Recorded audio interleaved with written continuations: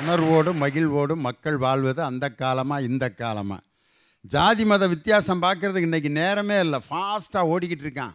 சென்னையில் ஓடிக்கிட்டு இருக்கிற அந்த வேகமான வாழ்க்கையில் பக்கத்தில் வர்றவன் என்ன ஜாதின்னு திங்க் பண்ணுறதுக்கே நேரம் இல்லை. அவ்வளோ வேகமாக இன்றைக்கி வாழ்க்கை போய்கிட்டு இருக்கு.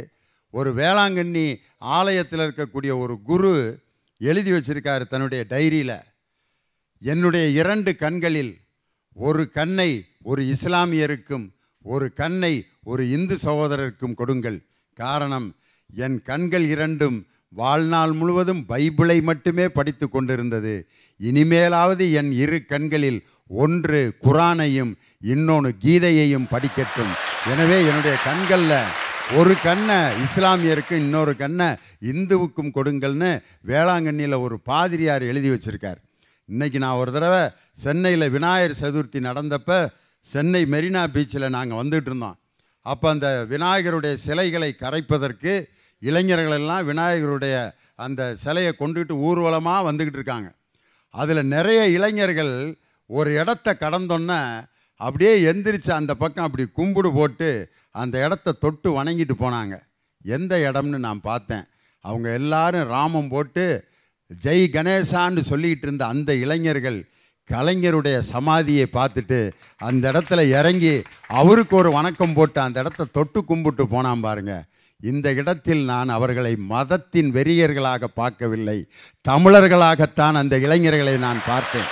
அவங்களுடைய மதத்துக்காக விநாயகரை அவர்கள் கொண்டு போனாலும் ஒரு தமிழின தலைவருக்கு மரியாதை செய்யணும்னு நினச்சான் பாருங்க. அந்த காட்சியை பார்க்கும் பொழுது கண்டிப்பாக தமிழ் என்ற உணர்வு இன்னும் தமிழகத்தில் மங்கிவிடவில்லை அப்படிங்கிறதுக்கு அதான் எடுத்துக்காட்டு. மக்கள் உணர்வோடும் மகிழ்வோடும் வாழ்வது அக்காலத்திலா இக்காலத்திலா? ஐயா, இன்னைக்கு செவ்வாய் தோசைன்னு சொல்லிட்டு குழந்தைங்களெல்லாம் முடக்கி வச்சுது அந்த காலங்க. ஆனால் இன்னைக்கு தமிழ்நாட்டை சேர்ந்த மயில்சாமி அண்ணாதுரை செவ்வாய்க்கே மங்கல்யானம் அனுப்புகிறாருனா இதுதாங்க எங்களுடைய வளர்ச்சின்னு சொல்கிறோம். அது மட்டும் இல்லையா, அன்னைக்கு அதில் செவ்வாய் தோசைன்னு யாராவது ஒருத்தன் ஒரு 40 பக்கம் நோட்டில் ஒரு பொம்பளை பிள்ளைக்கு எழுதி கொடுத்துருவாங்க, பிள்ளைக்கு செவ்வாய் தோசை. அதில் ராகுவும் கேதுவும் 3ஆம் நம்பர் வீட்டுக்கு போயிட்டுருக்காங்க. கேது இப்போ ராகு கூட சஞ்சரிச்சுக்கிட்டு இருக்காரு. ராகு இப்போ 3ஆவது வீட்டில் சந்திரன்கிட்ட குடியிருக்கார். அதனால் உங்கள் பொண்ணு செவ்வாய் தோஷம் இருக்கிறனால அதே செவ்வாய் தோஷம் உள்ள ஒரு மாப்பிள்ளையை தான் நீங்கள் பார்க்கணும்னு பிட்டை போட்டு விட்டு போயிடுறேன். அதே செவ்வாய் தோஷம் மாப்பிள்ளையை தேடி பிடிக்கிறதுக்குள்ளே அந்த பிள்ளைக்கு 35 வயசு ஆயிடுது. இந்த மாதிரி இந்த 40 பக்கம் நோட்டில் பிட்டை போட்டு பல பேருடைய வாழ்க்கையை கெடுத்துக்கிட்டு இருக்கிறது பூரா அந்த காலத்து ஆளுக தான். ஆனால் எங்கேயாவது வெளிநாட்டுக்காரன் சைனாவில் இருக்கவன் யாராவது செவ்வாய் தோஷத்தை பார்த்து கல்யாணம் பண்ணுறானா? கிடையாது. நம்ம ஊரில் தான் இந்த செவ்வாய் தோஷம்னு ஒன்றை கொண்டு வந்து நிறைய பேர் வாழ்க்கையை வீணாக்கிட்டு இருக்கான். ஆனால் நம்ம நாட்டினுடைய தமிழகத்தை சேர்ந்த மயில்சாமி அண்ணாதுரை செவ்வாய் கிரகத்தை இது ராக்கெட் அனுப்பிக்கிட்டு இருக்காருன்னா அதுதான்யா இந்த காலம். தம்பி எங்கேயோ போயிட்டேயா. செவ்வாய் தோசைன்னு ஒதுக்கி வச்சுது அந்த காலம். இன்னைக்கு செவ்வாய்க்கு போய் செல்ஃபி எடுக்கிறதாயா இந்த காலம். அன்னைக்கு நிலாவை பார்த்து சோறு விட்டுனீங்க. இந்த காலத்தில் நிலாவுக்கே நாங்கள் போய் சோறு சாப்பிட்ற வரைக்கும் இன்றைக்கி டெக்னாலஜி வளர்ந்து போச்சு. இதுதான் எங்கள் சந்தோஷம்னு நான் சொல்கிறேன். ஐயா, தாயை பற்றி ஒரு கவிதை சொல்கிறேன்.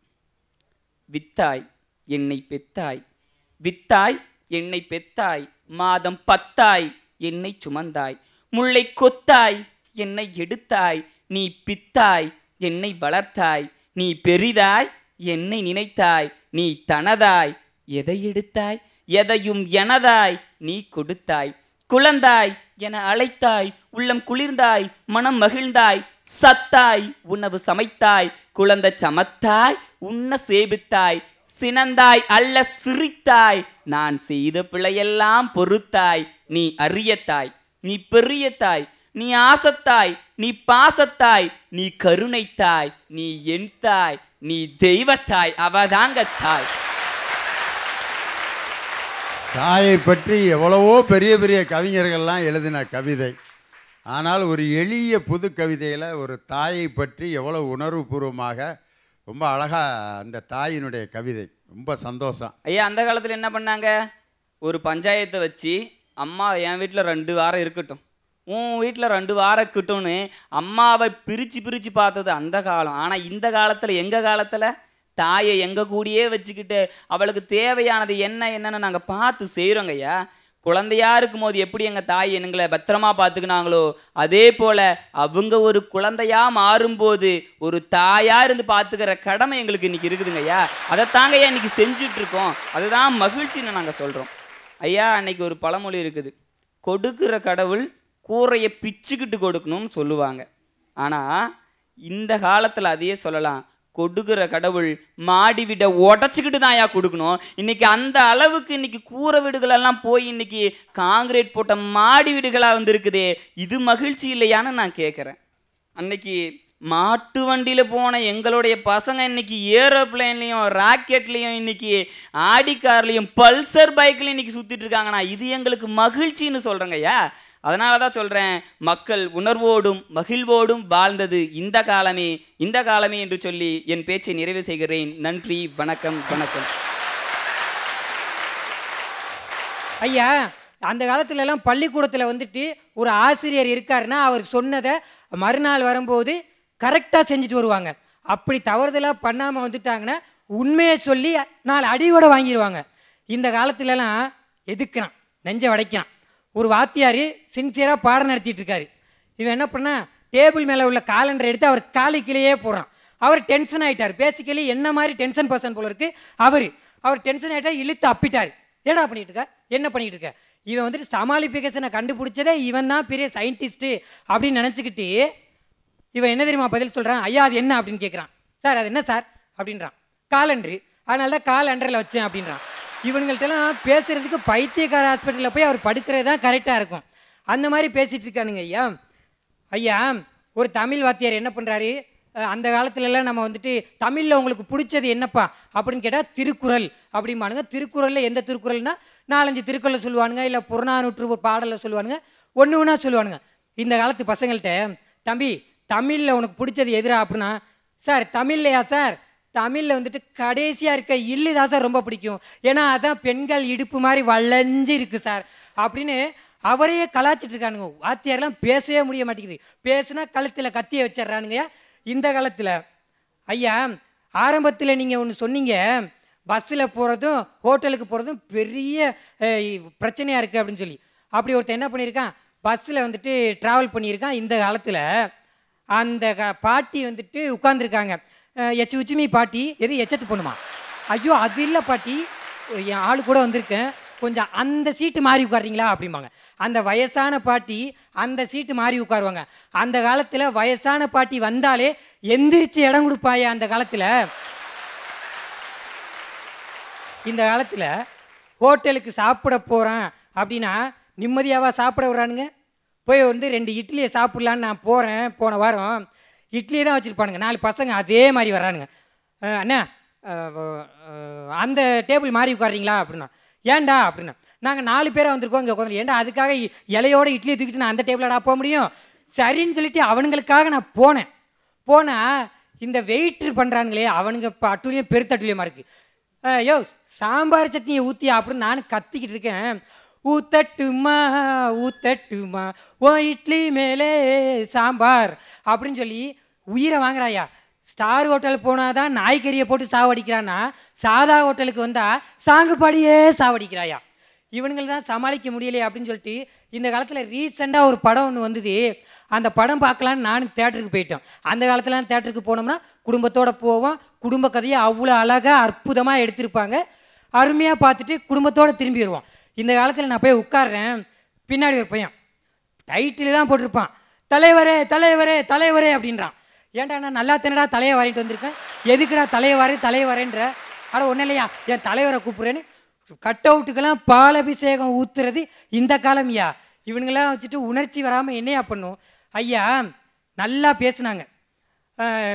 இது மாதிரி இந்த காலத்தில் வந்துட்டு நாங்கள் ரொம்ப வந்துட்டு உணர்ச்சி பண்ணோம், இது பண்ணணும். அந்த பெற்றோர்களை இந்த காலத்தில் முதியோர் இல்லத்தில் கொண்டே விடுறது தான் எனக்கு மகிழ்ச்சியும் சந்தோஷம்னு சொல்லி மனைவி பேச்சை கேட்டு முதியோர் இல்லத்தை விட்டுட்டு வெளியில் வர்றவன் ஒவ்வொருத்தனும் ஒன்று நினச்சிக்கணும். சந்தோஷத்தையும் மகிழ்ச்சியையும் முதியோர் இல்லத்தில் தொலைச்சிட்டு வரோன்றதை ஒவ்வொருத்தனும் உணரணும்யா.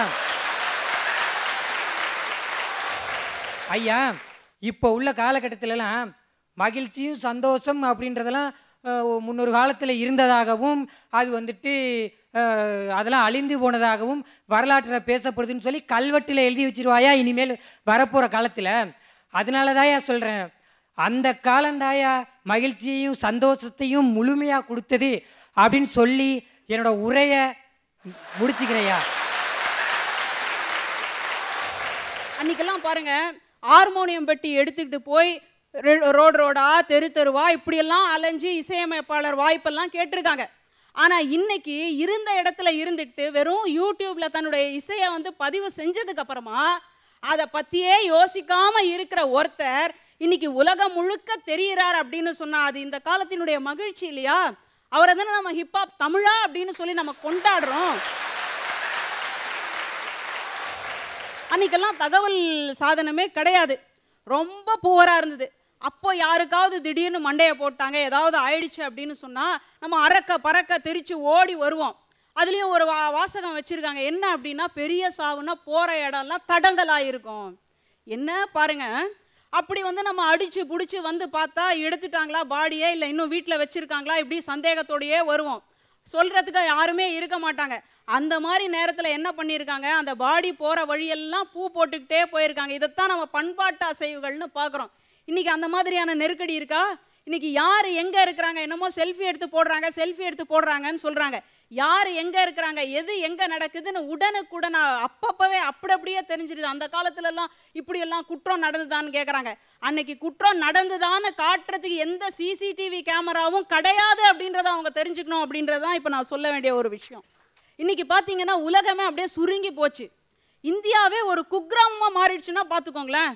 அந்த அளவுக்கு 10 மணி நேரம் 12 மணி நேரம் ட்ராவல் பண்ணுறதெல்லாம் இன்றைக்கி வெறும் ஒரு 2 மணி நேரம் 4 மணி நேரத்தில் போய் சேர்ந்துடும். அப்படின்னா இதுக்கு யார் காரணம், இதுக்கு என்ன விஷயம் அதில் அடங்கி இருக்குது அப்படின்னா அதுதான் அந்த இன்ஃப்ராஸ்ட்ரக்சர்னு பார்க்குறோம். நம்முடைய முத்தமிழ் அறிஞர் டாக்டர் கலைஞர் அவர்கள் தங்க நாற்கரச்சாலைன்னு கொண்டு வராரு, மேம்பாலங்கள்னு கொண்டு வராரு. அதனால் இன்னைக்கு கண் தூங்கிறது ஒரு மாநிலமாக இருந்ததுன்னா கண்ணை திறந்து பார்க்கும்போது இன்னொரு மாநிலத்தில் இருக்கிறோம். அவ்வளவு தூரம் இன்னைக்கு வேகமாக வளர்ந்துருக்கிற இந்த காலத்தில் மகிழ்ச்சி கிடையாது, உணர்வு கிடையாது, அப்படி இருக்குது இப்படி இருக்குது. இவங்களெல்லாம் எந்த ஆஸ்பத்திரியில் கொண்டு போய் எப்படி சரிபார்க்கறது அப்படின்றதே தெரியாமல் போயிட்டுருக்குது. நீங்கள் கொஞ்சம் வரலாற்றை திருப்பி பாருங்கள். இந்த உலகத்தையெல்லாம் அப்படியே மாற்றிடணும்னு நினச்சி நிறைய அருளாளர்கள் வந்தாங்க. புரட்சியால் இந்த உலகத்தையே திருத்திடணும் அப்படின்னு சொல்லி நிறைய பேர் வந்தாங்க.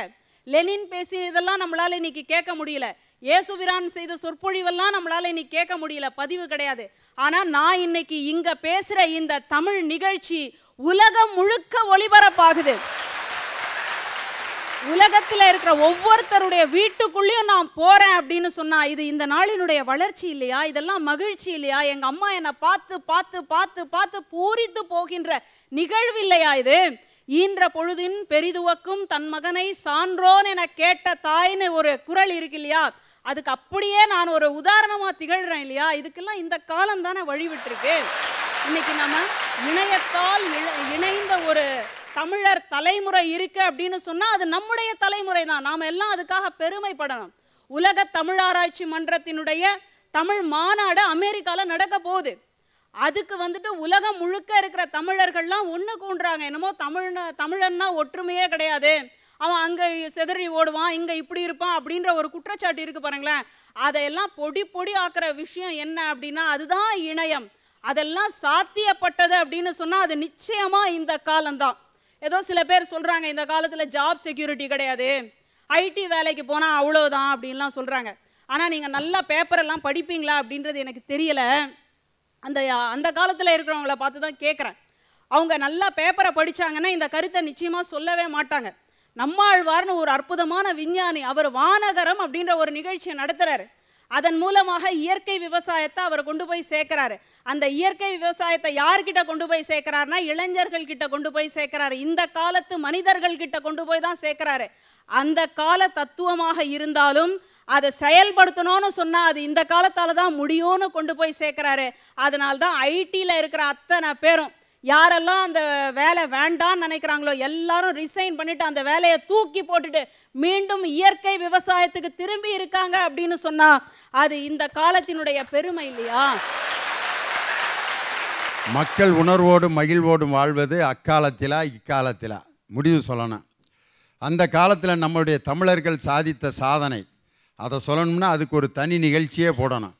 உதாரணத்துக்கு ராஜராஜ சோழன் கட்டிய அந்த பெரிய கோயில், அதனுடைய நிழல் கூட தரையில் படாமல் எப்படி அந்த காலத்தில் கட்டினாங்க அப்படின்றத இன்னும் பார்த்து ஆச்சரியப்பட்டுக்கிட்டு இருக்கேமே ஒழிய அந்த டெக்னாலஜி இன்னும் எழுத்து வடிவத்தில் வராதனால நம்ம ராஜராஜனுடைய பெருமையை இன்னைக்கு வரைக்கும் நம்மளால் வெளியில் சொல்ல முடியல.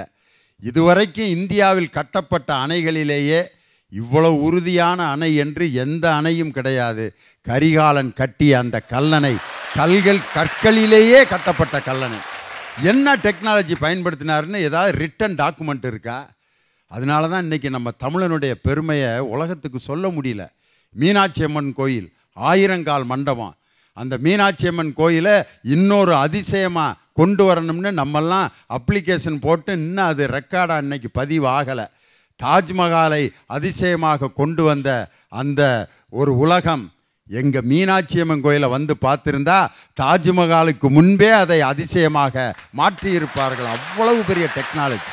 ஒரு 50 ஆண்டுகளுக்கு முன்னாடி ஒரு பொறியியல் பட்டதாரியாக ஒரு பெண் வருவது நினச்சி பார்க்க கூட முடியாத ஒரு விஷயமா இருந்துச்சு 60 வருஷத்துக்கு முன்னாடி. அன்றைக்கெல்லாம் ஒரு பொறியியல் கல்லூரி, இப்போ 6-7 பொறியியல் கல்லூரி தான் தமிழ்நாட்டிலே இருந்துச்சு.